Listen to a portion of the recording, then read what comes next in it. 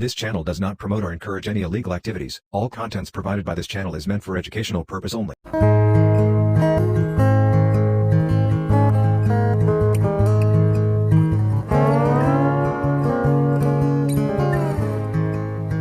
नमस्कार दोस्तों, मैं हूं डॉक्टर आशुतोष। दोस्तों, आज हम इस वीडियो में डिस्कस करने वाले ओलिगोस्पर्मिया या फिर एंजियोस्पर्मिया के बारे में।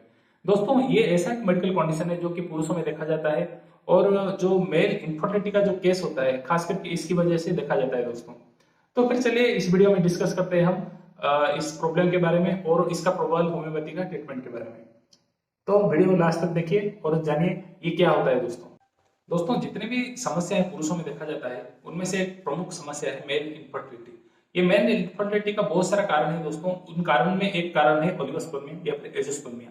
इसमें क्या होता है ना दोस्तों, जो ओलिगोस्पर्मिया में हमारा स्पर्म की कमी हो जाता है। किसमें होती है ना, सीमेन में। सीमेन पर्टिकुलर दोस्तों सेक्सुअल इंटरकोर्स जब करते हैं तब मेल से सीमेन निकलता है। जो सीमेन निकलता है दोस्तों उनमें अगर स्पर्म की कमी हो जाता है तो ये ओलिगोस्पर्मिया खड़ा करता है दोस्तों। जब एक न्यू लाइफ बिगिनिंग होता है, जब एक न्यू लाइफ बनाने के लिए जो दो चीज जरूरत है वो है एक ओवम जरूरत है और एक स्पर्म जरूरत है। एक हेल्दी स्पर्म ही जब फर्टिलाइज करता है एक ओवम को तो तब जाके एक न्यू लाइफ बिगिनिंग होता है दोस्तों। तो इसकी वजह से दोस्तों आगे एक जीवन बन पाता है दोस्तों।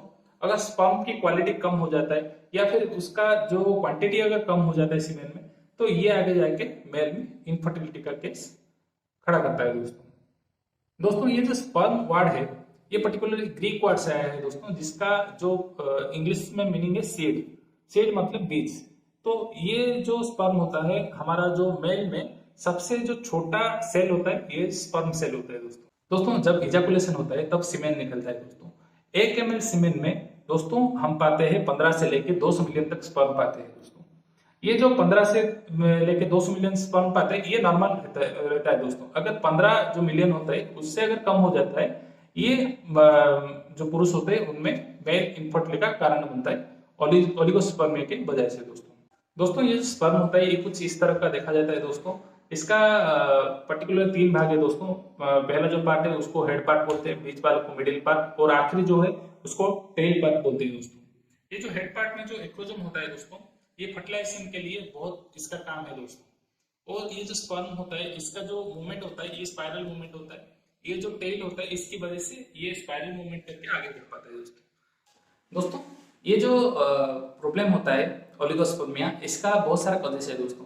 जो पहला कॉजेस आता है दोस्तों वो है बॉडी में टेस्टोस्टेरोन जो हार्मोन होता है उसका कमी हो जाना, या फिर और कोई जो हार्मोन होता है इसका अगर कोई इम्बैलेंस हो जाता है तो ये बॉडी में देखा जाता है दोस्तों।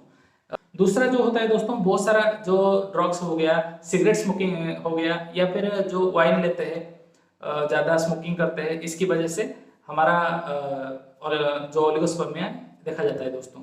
और कुछ मेडिसिन है दोस्तों, जैसे कि स्टेरॉइड हो गया या फिर डायबिटिक मेडिसिन हो गया, ये अगर रेगुलर सेवन करेंगे तो आपका बॉडी में ये ओलिगोस्पर्मिया का प्रॉब्लम देखा जाएगा दोस्तों।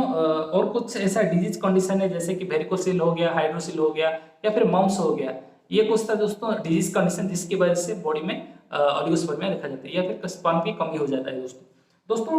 कुछ इंजुरी जैसे हमारा टेस्टिस में कोई इंजुरी हो गया या फिर प्रोस्टेट जो एनलार्जमेंट हो गया, इसकी वजह से भी कभी कभी ओलिगोस्पर्मिया देखा जाता है दोस्तों। हमारा जो ब्रेन के पीछे निचली हिस्से में जो पिट्यूटरी ग्लैंड है उसमें अगर कोई ट्यूमर हो गया या फिर उसमें भी कोई प्रॉब्लम आ गया है तो बॉडी में हार्मोनल चेंजेस करके ये आगे जाके मेल इनफर्टिलिटी का जो समस्या है खड़ा करता है दोस्तों। कभी कभी कुछ केस में आप देखते होंगे कि जो टेस्टिस होता है उसका एट्रोफी हो जाता है या फिर छोटा हो जाता है, जिसकी वजह से ये आगे जाके स्पर्म की जो प्रोडक्शन कम कर देता है और बॉडी में ओलिगोस्पर्मिया का या फिर एंजियोस्पर्मिया का कंडीशन शुरू होता है दोस्तों।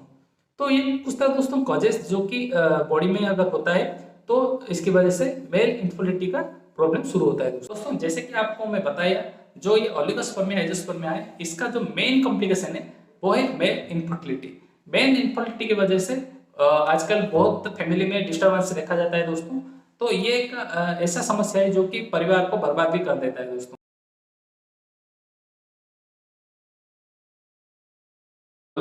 अभी जो आप जाने ओलिगोस्पर्मिया इसका अगर कोई आप समाधान नहीं करेंगे तो ये आगे जाके बॉडी में बहुत सारा समस्या खड़ा कर सकता है दोस्तों। और होम्योपैथी में अगर आप इलाज करना चाहते हैं तो होम्योपैथी में बहुत सारा मेडिसिन है, आप उस मेडिसिन का अगर सेवन करेंगे तो आपका ये जो समस्या अगर है तो ये समस्या का समाधान भी हो जाएगा दोस्तों। अभी मैं आपको कुछ होम्योपैथी का दवा बताऊंगा जो कि ये मेल इनफर्टिलिटी या फिर जो ओलिगोस्पर्मिया का कंडीशन है इसमें आप ले सकते हैं दोस्तों। पहला जो दवा आता है दोस्तों वो है अश्वगंधा। अश्वगंधा तो आप जानते हैं दोस्तों, ये जो मेल का जो एक पावर बूस्टर जैसा काम करता है दोस्तों। साथ ही साथ ये बॉडी में स्पर्म की क्वालिटी और क्वांटिटी बढ़ाने में मददगार साबित होता है। इस अश्वगंधा से हमारा ये मदर टिंचर बना है दोस्तों। इसका जो आप सेवन कैसे करेंगे ना, आप दिन में 3 बार लेना है दोस्तों, 15-15 बूंद करके, और खाएंगे तो आपका बॉडी में जो स्पर्म काउंट का प्रॉब्लम जो है ये ठीक कर सकता है दोस्तों। जो दूसरा मेडिसिन दोस्तों वो डामियाना क्यू दोस्तों। इसका अगर आप मदर टिंचर लेके अगर दिन में 3 बार खाएंगे तो आपका बॉडी में ये जो ओलिगोस्पर्मिया का कंडीशन है ये आपका बॉडी में ठीक हो जाएगा दोस्तों। तीसरा एक मेडिसिन है दोस्तों वो है बुफोराना। बुफोराना जो होता है दोस्तों, इसमें क्या होता है ना दोस्तों, कभी कभी आप देखते हैं कि इनवॉल्यूंटरी एमिशन हो जाता है, और ये प्रॉब्लम अगर है और साथ साथ इम्पोर्टेंसी का प्रॉब्लम है तो आप ये दवा आप ले सकते हैं दोस्तों। इसका मदर टिंचर लेके आप दिन में 3 बार खाइए दोस्तों, 20 स्पून करके खाइए, खाली पेट में खाइए दोस्तों। ये खाएंगे तो आपका ये जो समस्या है ठीक हो जाएगा दोस्तों। ठीक उस तरह से दोस्तों कुछ डायल्यूशन भी है, और उस डायल्यूशन अगर आप लेंगे तो आपका समस्या भी ठीक हो जाएगा दोस्तों। पहला जो मेडिसिन है दोस्तों वो है लाइकोपोडिन। ये जो दवा है दोस्तों ये आपका बॉडी में जो इजैकुलेशन टाइम है उसको इंक्रीज करता है दोस्तों। साथ ही साथ अगर आपको ओलिगोस्पर्मिया है और ऑर्काइटिस भी है, ये दवा आप उसको दे सकते हैं दोस्तों। सिर्फ ठीक उस तरह से दोस्तों आप दूसरा एक दवा है दोस्तों वो है रोडोडेंड्रॉन दोस्तों। उसका अगर 30 पोटेंस लेके अगर खाएंगे तो आपका ये जो इनफर्टिलिटी का केस ये देखा जाता है इसका समाधान हो जाएगा दोस्तों। जो रोडोडेंड्रॉन है ये खास करके जो ऑर्काइटिस है, जो टेस्टिस का स्वेलिंग हो जाता है, इन्फ्लेमेशन हो जाता है, इसकी वजह से दिया जाता है दोस्तों। अगर ये समस्या है तो आप रोडोडेंड्रॉन ले सकते हैं दोस्तों। तीसरा जो मेडिसिन है दोस्तों वो है थुजा ओलिगोस्पर्मिया में हम देते हैं दोस्तों। खास करके ये जो सेमिनिफरस डक्ट होता है इसका अगर ब्लॉकेज हो जाता है तो उस केस में हम थुजा का सेवन करते हैं दोस्तों। थुजा जो सेमिनिफरस जो डक्ट होता है उसकी वजह से हमारा स्पर्म निकल पाता है दोस्तों टेस्टिस से।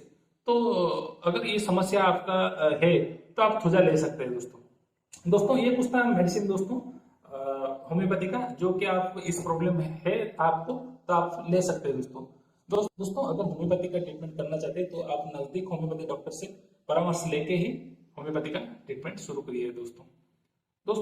अगर आपका प्रॉब्लम है तो आप मुझे भी डायरेक्ट कांटेक्ट कर सकते हैं। आप अगर कांटेक्ट करना चाहते हैं तो मेरे व्हाट्सएप पर आप मुझे डायरेक्ट मैसेज करके आपका समस्या बता सकते हैं दोस्तों। आशा करता हूँ दोस्तों आपको आज ओलिगोस्पर्मिया के बारे में कुछ जान पाए होंगे दोस्तों। तो अगर आपको वीडियो अच्छा लगता है तो वीडियो को लाइक कर दीजिए, चैनल को सब्सक्राइब कर दीजिए दोस्तों। फिर से मिलता हूँ दोस्तों नई वीडियो के साथ। नमस्ते।